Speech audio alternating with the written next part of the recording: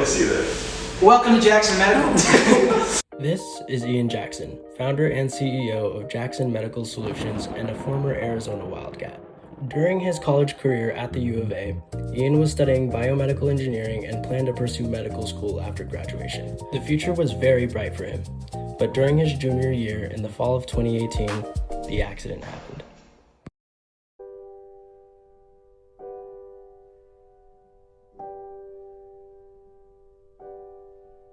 Ian was involved in a serious motorcycle crash, and his leg was broken in over 20 different places. He was hospitalized for 10 days and was told he would never walk again. But during his hospitalization, another injury arose in his heel, a bed sore or pressure ulcer. Due to limited ability to move in his hospital bed, the pressure from the bed against the skin in Ian's heel prevented proper blood flow to it, leading to tissue damage. Bed sores are a serious issue in hospitals and nursing homes. Patients with little to no mobility are most at risk for a bed sore. They can develop in as little as 2 hours after the blood supply to the skin is cut off and can lead to a required amputation of the affected area. And because Medicare considers these injuries preventable, Ian had to pay out of pocket for its treatment. But after he was released from the hospital, Ian came up with an idea for a product for the purpose of preventing these bed sores and saving America billions of dollars in medical bills. With this idea in mind, he graduated with his bachelor's in biomedical engineering and founded Jackson Medical Solutions in 2019, abandoning his pursuit of medical school. But he couldn't get this project off the ground on his own, so he contacted his alma mater and gathered 5 senior engineering students: Franklin, Ferris, Simon, Ryan, and Kyle. So they teamed up and they got to work. Bed sores are prevented by relieving pressure on the affected areas.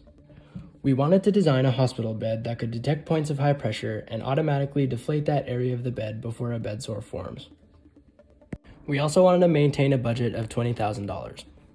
There are 3 key components in our design: the mattress, pneumatic, and electronics assembly. So we started with the mattress assembly. There are mattresses online with inflatable subsections, but none of their bladders can inflate individually, meaning that they all inflate in unison. But we need our inflation to be sectional. So we went with this mattress with 20 bladders and took it apart.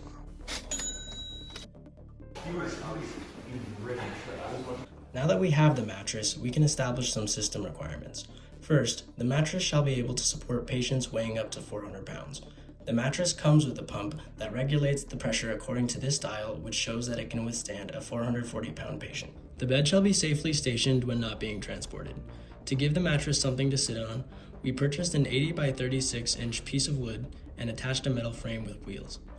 These wheels can lock, which verifies the requirement.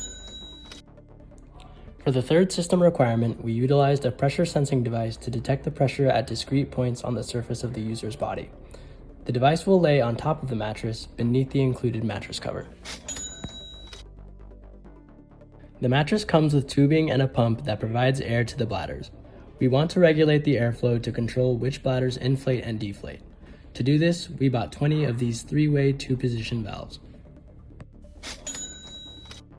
The bed should be able to inflate as normal, where all the bladders inflate simultaneously. But when our sensor detects an area of high pressure on the bed, the bladder in that area should deflate to relieve the pressure, while the other bladders stay inflated.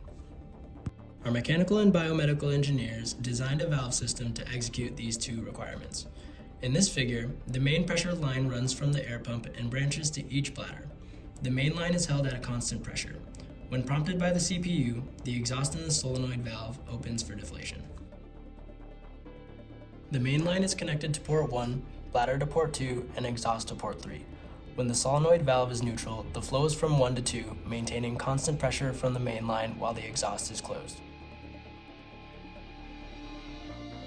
When it's charged, the flow is from 2 to 3, while flow from the main pressure line is shut and air flows to the exhaust for deflation.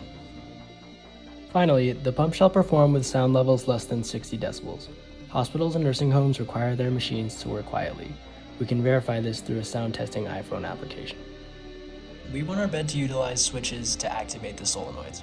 We bought 20 of these relays that act as switches to open and close the valves. The relays will be activated by a Raspberry Pi, which has 20 GPIO pins for each relay.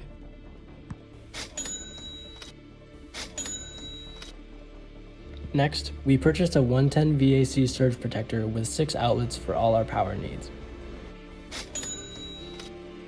For operation, the solenoids require a 12-volt power input, which comes from a power supply. The relays require 5 volts of power input, which we will get from the Raspberry Pi. The bed shall utilize data pre-processing and logical algorithms for pressure distribution.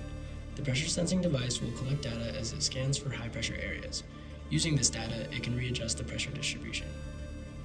Finally, the bed shall read user inputted button commands and output appropriate information to be formatted on the LCD screen.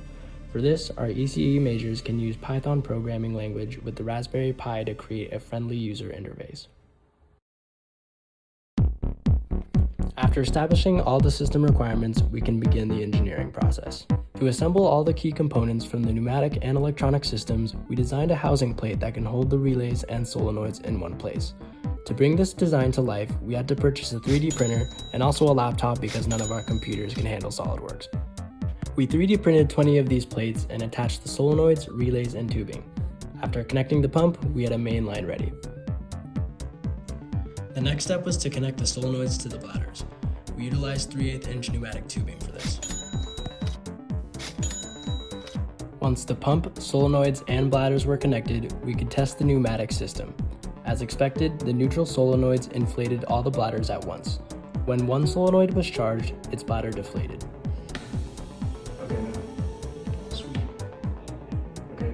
Alright. Sweet. Next, we had to wire the solenoids, relays, and Raspberry Pi for activation and power. 2 groups of 10 solenoids are connected in parallel and powered by 2 AC adapters plugged into the surge protector.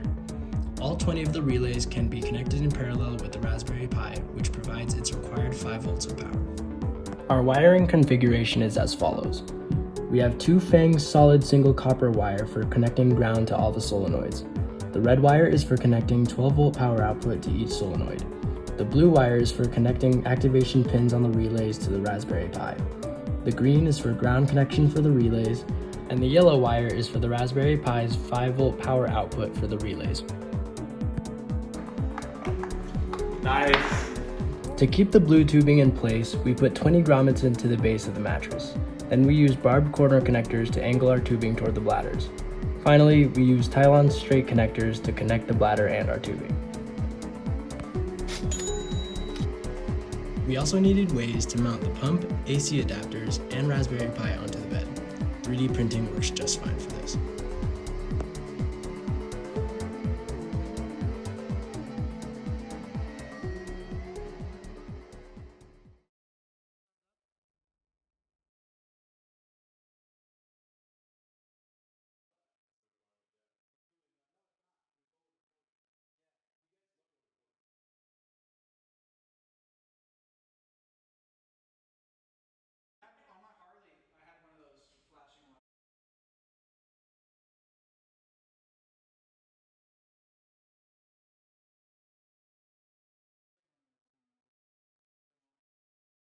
Now that we have a finished product, we can begin verifying our system requirements.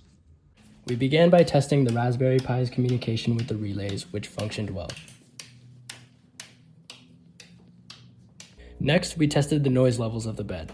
During inflation and deflation, the noise never went above 60 decibels. Finally, we tested the electronics' ability to work with the pneumatic system. We controlled a single valve through the Raspberry Pi and it deflated as expected.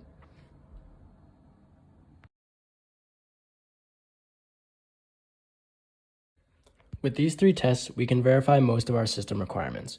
The pneumatic system inflates and deflates the bladders as necessary. The electronics provide the required power output and input. Each subassembly works well with the rest of the system. We also safely stayed within the budget.